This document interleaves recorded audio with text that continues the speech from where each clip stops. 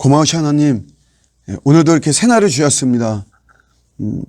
예상한 은혜도 임할 것이고 또 예상치 못한 은혜도 임할 줄로 믿습니다. 시대가 어떻게 우리를 위협하든지 또 나에게 너무 공고함의 짐을 지우든지 그런 거에 너무 좌우되지 않게 하시고 변함없이 한결같이 나를 사랑하시고 품어주시고 내 길을 열어주실 주님만을 의지하고 신뢰하면서 나가는 오늘 하루가 되게 하여 주시옵소서. 감사드리고 예수님의 이름으로 기도드립니다. 아멘. 네, 오늘 주시는 말씀은 사무엘하 14장 33절입니다. 요압이 왕께 나아가서 그에게 아뢰매 왕이 압살롬을 부르니 그가 왕께 나아가 그 앞에 얼굴을 땅에 대어 그에게 절하매 왕이 압살롬과 입을 맞추니라. 아멘. 다윗과 압살롬이 입을 맞추는 이런 내용이어서 뭔가 좀 좋은 내용이다 이렇게 볼 수도 있지만 표면적으로만 화해된 것이지 사실은 그 안으로 들어가면 한마디로 말하면 너무 늦었다 이렇게 볼 수 있는 그런 내용입니다. 암논이 이 압살롬의 이복 동생인 암논이 압살롬의 친동생을 다말을 겁탈을 했죠. 그래서 그런 파렴치한 행위로 인해서 이 압살롬이 분노했어요. 2년 동안 복수의 칼을 갈고 드디어 D-Day를 정해가지고 복수를 하죠. 양털 깎는 축제를 빙자해서 왕자들을 초청합니다. 여기에서 암논을 잔인하게 살해를 하죠. 암논이 죽는 것을 보고 다른 그 왕자들도 자신들도 죽을 것으로 예상이 되어서 급하게 도망을 가고 다윗에게 보고하고 이 소식을 듣고 다윗이 분노하죠. 이를 통해서 이 압살롬이 외가 쪽으로 3년 동안 도망을 갑니다. 근데 3년이라고 하는 이제 시간이 짧은 시간이 아니죠. 이 시간이 지나면서 다윗이 마음이 변해요.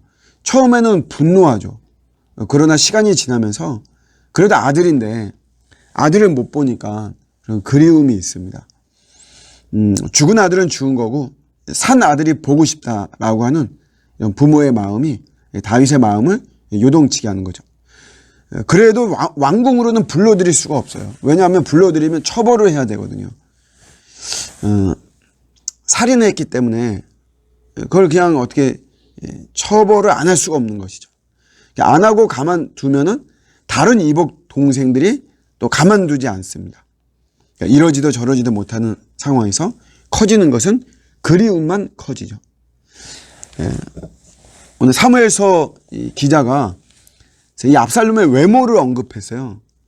이게 이렇게 참 외모를 언급하면서 야 그래도 사람은 외모가 헌출해야 된다. 예쁘고 잘생겨야 된다. 그걸 말하는 게 아니고 다윗의 그리움을 우회적으로 표현을 한 것이죠. 압살롬이 엄청난 아름다운 미남이었어요.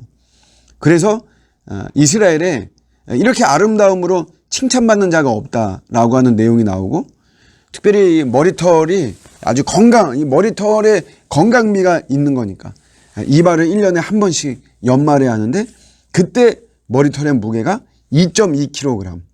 그러니까 대단히 미남이다라고 하는 것을 알 수 있고 또 이 압살롬의 딸이 하나 있는데 그 딸도 얼굴이 아름답다라고 아예 성경이 외모를 꼭 집어서 미인인 것을 이야기를 하죠.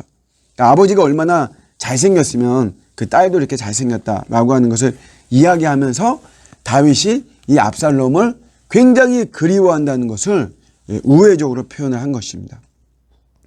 이걸 눈치챈 사람이 누구냐면 요압 장군이죠. 다윗의 오른팔 요압 장군. 가만히 있을 수가 없죠. 그래서 요압이 드고와 여자를 도구로 사용해서 왕의 마음을 움직이죠. 다윗의 마음을 움직여요. 핵심은 이겁니다.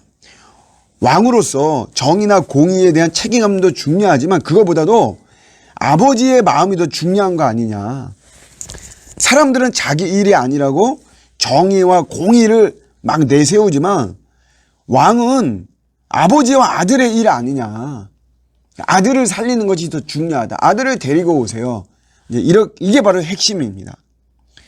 결국 다윗의 마음이 움직여져서 압살롬이 극적으로 예루살렘으로 컴백을 합니다. 그런데 결정적으로 대면하지는 않아요. 그러니까 다윗의 이 용서가 사실은 온전한 용서는 아니죠. 좀 사법적인 용서, 어떤 법적인, 어떤 인격적인 용서는 아니다라고 하는 것을 알 수 있죠. 그러니까 이게 좀 애매해요. 뭐 용서한 것도 아니고 그렇다고 해서 안 한 것도 아닌 뭐 어정쩡한 이런 상황이죠. 이러면서 시간이 2년이 또 지나죠. 이러면서 압살롬의 상처는 더 깊어지는 것이에요. 자기 친동생을 겁탈해서 친동생이 인생이 망치죠. 그런 암논에 대해서 우유부단하고 아버지 다윗은 결국 자기가 칼을 들어서 자기가 피를 흘리게 한 게 아버지가 정당하게 처벌했으면 그러지 않았을 텐데 그러면서 어떤 망명 생활을 하게 되고 그게 고통이죠.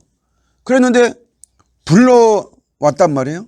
그렇지만 또 실질적인 대면은 하지 않고 압살롬이 요압 장군의 보리밭에 불을 지르죠. 왜냐하면 다윗을 만나고 싶다라는 것이 메시지는 결국 그래서 또 만나게 됩니다. 그게 오늘 33절에 왕이 압살롬과 입을 맞추니라라는 거죠.